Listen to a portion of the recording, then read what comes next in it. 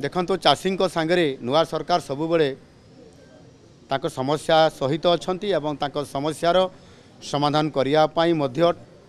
ठोस कार्यक्रम नौकरी। विगत दिन में आप देखिथे दाना जमी आसीला रिव्यू करागला दिन राति 24 घंटा एक करी प्रशासन शासन जनप्रतिनिधि मंत्री मानक अधिकारी मानक प्रति जिला दायित्व दियाकरी जीरो काजुआलिटी तार सफलतापूर्वक ताकू समाधान करा जाई पारिथिला। ठीक सेमती भाव में अदिनिया वर्षा एवं वर्षा जनित जो क्षय क्षति होती वास्तविक यह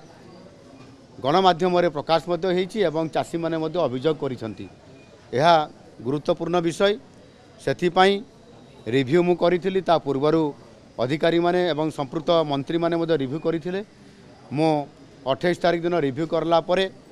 समस्त तथ्य समस्त कथा को मु जनईली। 29 तारीख दिन निजे एवं संपृक्त विभाग मंत्री मान सहित जो गुड़िक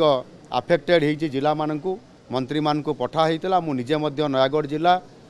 गजपति जिला एवं गंजाम जिला को आमर रेवेन्यू मिनिस्टर सुरेश पुजारी सहित आम गस्त करूँ एवं से सरजमीन तदंत कलु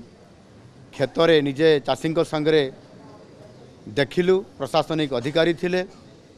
एवं से वास्तविक बहुत क्षति होती एवं से क्षति किभली भाव में भरणा करा जाई परिबो सेथिपाई विभिन्न विभाग को निर्देश दिया जाइछि।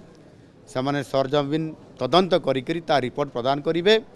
एवं 30 तारीख सुधा करिया पई जिया जाइथिला ताकू आ किछि दिन मध्ये घुंचा जिवो एवं जो चाषी माने फसल बीमा रे पंजीकृत नाम करिसंती समाने आपनकर क्लेम करिवा कथा सेथिपाई मध्ये गोटे कृषि रक्षक बा चाषी रक्षक व्हाट्सएप गोटे दि जाइछि सेथिरे समाने सेही नंबर क्लेम करले सेथिरे समाने ताको कथा को सुना जिवो एवं तांकर क्षति हेछि बोली। एटा समय कम थिला शनिवार थिला रविवार थिला सेथिपाई अनेक चाषी मध्ये सेथिरे पंजीकृत करिवारे पंजीकृत हेतिबा चाषी माने क्लेम करिवारे समाने जो तांकर समय बहुत कम थिला समाने अनुरोध करिथिले जे याकू आ गोटिए दिन घुंचई दिया जाऊ बोली। तांको कथा को विचार को नहीं आम सरकारी विभाग तरफ केन्द्र को ये बाबद जोटा नियम अच्छी आगु जे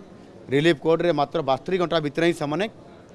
कंप्लेन करें बा क्लेम करें ताकू गोटे दिन बढ़ाई कही एवं मु अनुरोध करी जे 3 दिन पर्यंत घुंचई दि जाऊ। आम कथा को केन्द्र सरकार ग्रहण करिसेंती एवं 3 दिन पर्यंत से चाषी माने क्लेम करें सेमानकर जो क्षति होती केते जमी रही केते परिमाण रही से अभियोग करें 1447 ये जो टोल फ्री नंबर से अभियोग करें से 72 घंटा अधिक समय दिगला एटा निश्चित भाव में चाषी गोटे शुभ खबर से अभियोग आनी यापर ताकू आकलन करी क्षतिपूरण बाबद संपूर्ण भाव में विचार कर आर्थिक साहाय्य स्वतंत्र भाव में राज्य सरकार चिंता करुँच जोटा आपंकर फसल बीमा कंपनी करेंगे ता बाद रे भी किसी